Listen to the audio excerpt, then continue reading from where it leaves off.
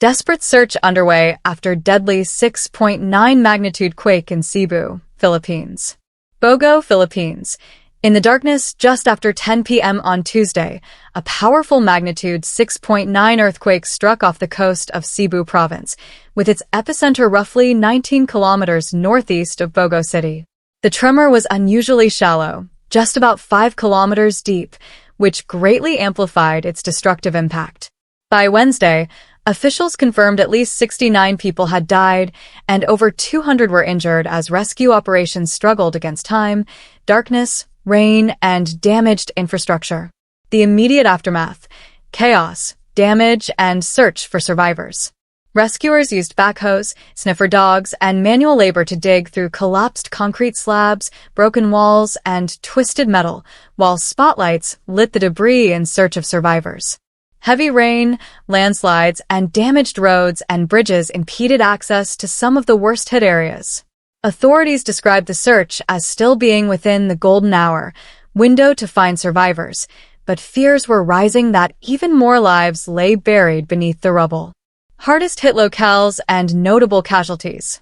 Bogo City, near the epicenter, reported a high share of casualties. In Medellin, at least 12 people perished inside their homes when ceilings and walls collapsed during the shaking. San Remigio experienced tragic losses when collapsing walls struck people fleeing from a basketball game, killing a child, Coast Guard personnel, and a firefighter. In Dambantayan, a centuries-old Catholic church, Santa Rosa de Lima, suffered major structural damage.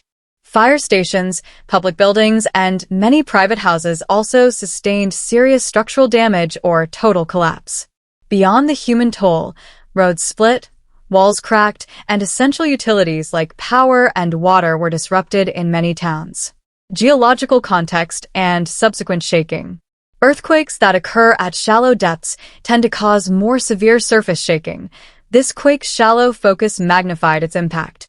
Over hundreds of aftershocks have been recorded, several with magnitudes above 5.0, prolonging the trauma and hazard. A tsunami advisory was issued for parts of Cebu, Leyte, and Bilaran, but later lifted when there were no signs of unusual sea level disturbances. Government and humanitarian response. President Ferdinand Bongbong Marcos Jr. expressed condolences and ordered relevant teams and secretaries deployed to affected areas. The U.S., Japan, Australia, and the EU offered their support and assistance.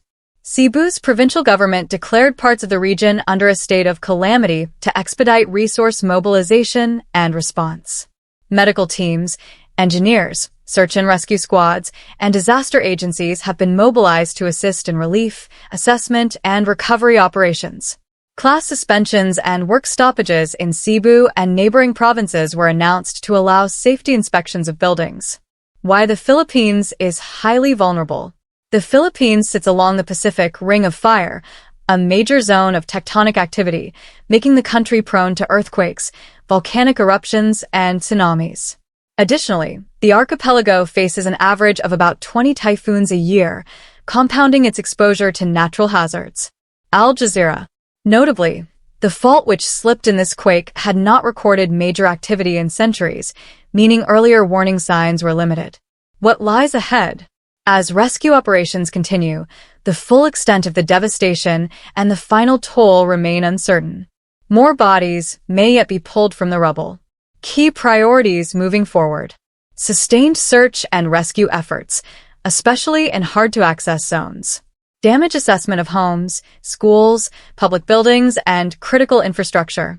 Providing relief, shelter, food, water, medical care, psychological support. Rehabilitation and reconstruction with stronger building standards. Disaster preparedness, better early warning systems, community drills, and resilient infrastructure.